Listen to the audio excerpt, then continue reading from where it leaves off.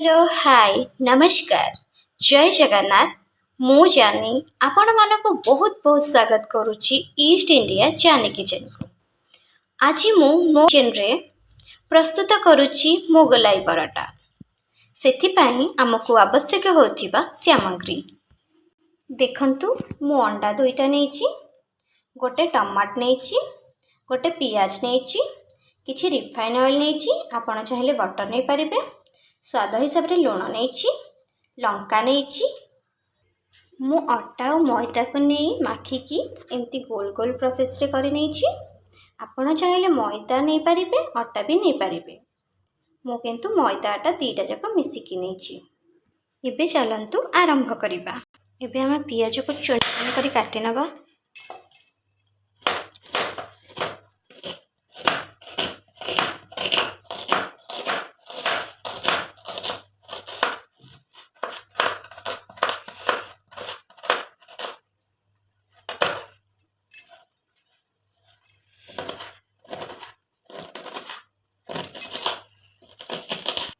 देखो पियाज को मुझे चुन चुन कर काटी नेली। एबे हमें टमाटर को चुन चुन कर काटिबा।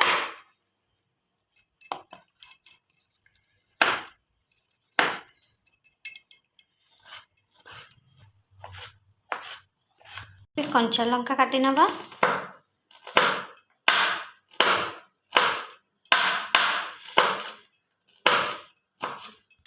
काटी थिबा पियाज टमाटर लंका को अंडा सहित भल भाव मु गोलई नहीं। एबे चलतु आम गोला कर नबा। देखंतु मु गुंड देइछि, अटा गुंड देइछि, आपण चाहिले तेल भी दे पारिबे।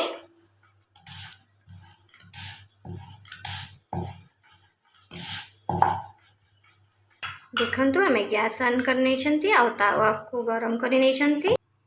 तावा गरम हो गलानी। एबे आम रोटी को देदबा।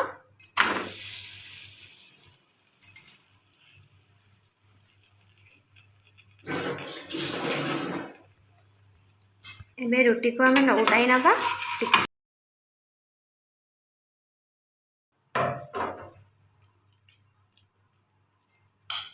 एबे हमें सेथिरे अंडा को मिक्स करिथिबा अंडा को दबा।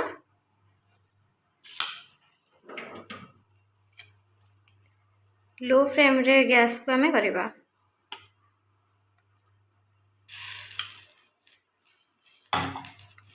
एबे हमें ताको भल भाबे करी नौटाई नबा। ये भांग करिकी हमें ताको रखिबा। सेथिरे हमें किछि बटर बा रिफाइन ऑयल दे देबा। मो रिफाइन ऑयल नहीं, आपण चाहिए बटर नहीं पारे।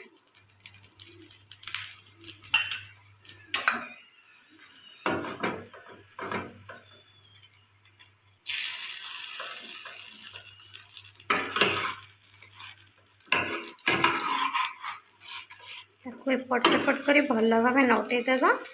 परोटा सिझा और अंडा सिझा जाए एमती एमती कर भितर अंडा सिझापी।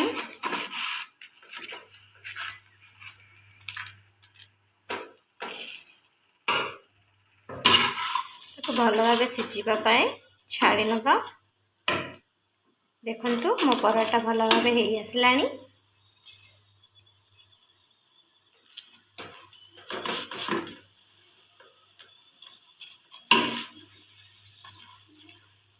ऊपर आ भीतर पट सिझी आसलानी। एबे आम ताको ओल्हाई दबा।